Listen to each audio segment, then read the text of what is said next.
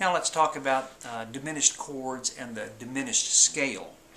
The diminished scale is a diminished chord is a man-made artificial chord made by stacking up minor thirds. It's not found anywhere in nature, or at least not in the major scale and its modes.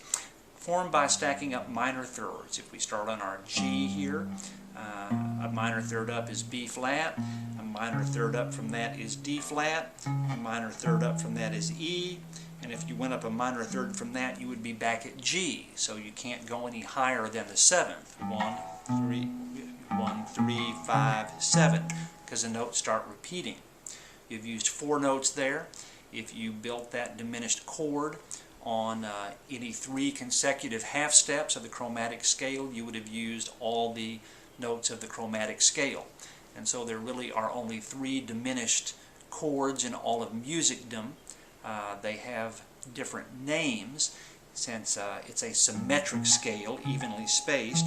Any of the notes of the chord, any of the notes of the chord can be considered the root, and so this one chord there could be called either as a G diminished or a B flat diminished or a D flat diminished or an E diminished, but it's still the same pitch set, and C sharp is D flat and so forth. When you learn to play them out of the beginning guitar books, they teach you that when they're on the treble strings, nice enough chord, but for playing rhythm guitar you want to have some notes on the bass strings. And so I'll show you the way I play that, since a lot of people don't know these chords. For a root note on the low E string, I play it like that. Call out the notes to you. For a G diminished would be from the low E string, 3, skip the A string, 2, 3, 2, skip the high E string. That's 3, skip, 2, 3, 2, skip. Root note on the A string for a C diminished chord, skip the low E string and go from the 5th string, 3, 4, 2, 4, skip and mute the high E string. So from the A, 3, 4, 2, 4, skip the high E. The way that diminished chords are used are as passing chords.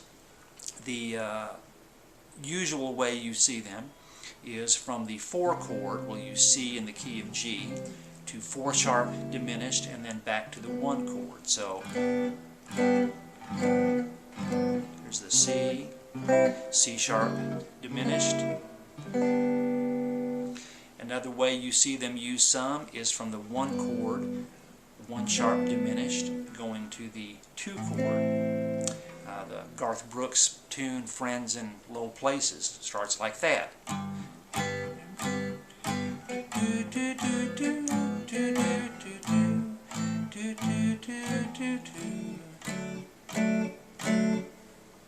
So those are the typical ways in which you will see diminished chords used.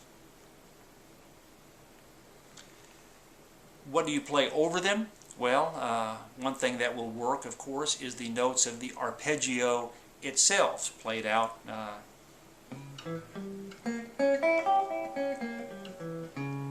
will work just fine.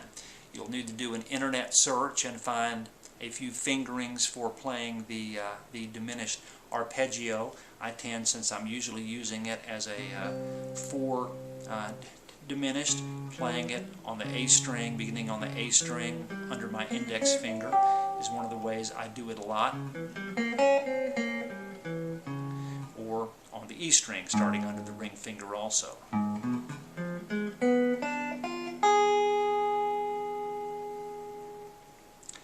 If you want to play an entire scale on it, the usual way of producing a diminished scale is to, for every note of the arpeggio, add the note a half step below it.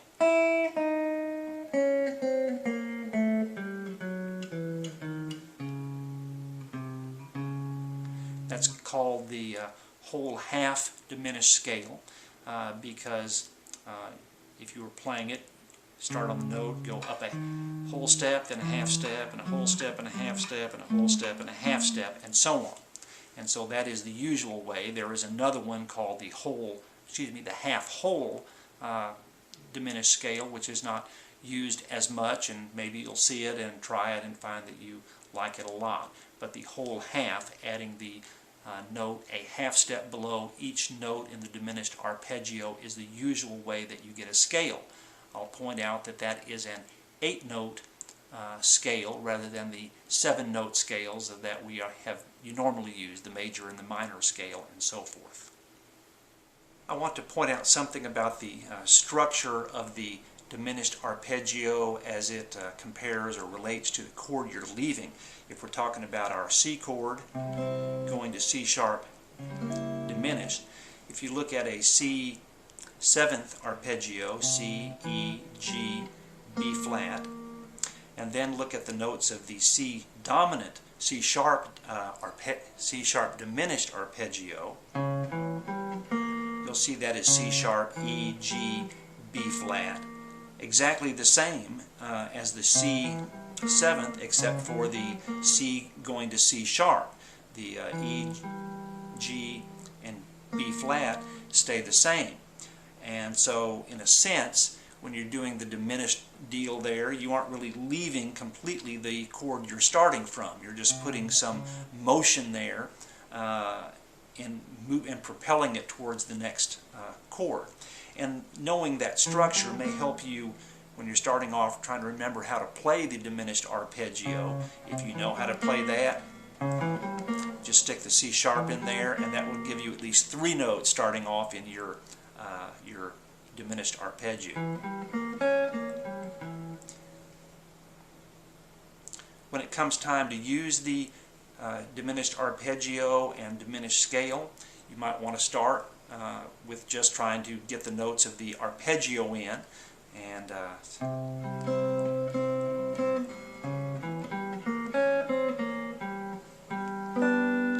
then after you've got smooth with that, then start adding in the notes a half step below. You don't have to do it on all of the notes, of course, but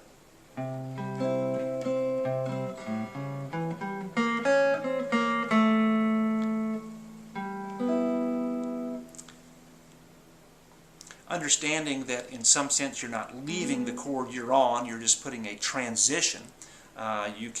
You will learn to use it in other places. From our G, our 1 chord, just move the G up to G sharp, and that will move you towards a D chord, or the 5 chord, or move you towards the A minor preceding a D chord.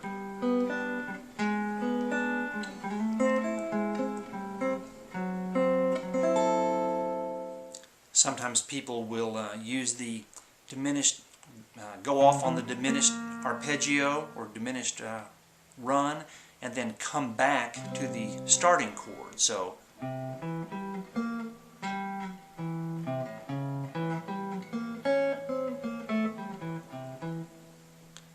returning to the C from the C sharp, and that way you kind of have a feeling like you've gone outside and then come back inside. Another use of the diminished chord or diminished arpeggio is to break up a long duration of a particular chord.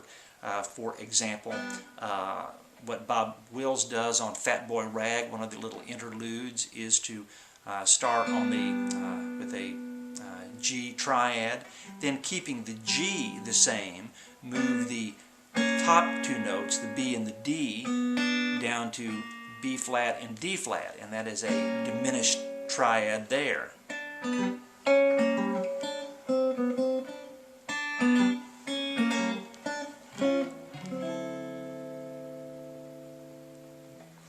And so I think you'll find some places that you can stick this in, and maybe some places that I haven't showed you here. It adds like I said, a very nice little outside sound, and hope you enjoy playing with it.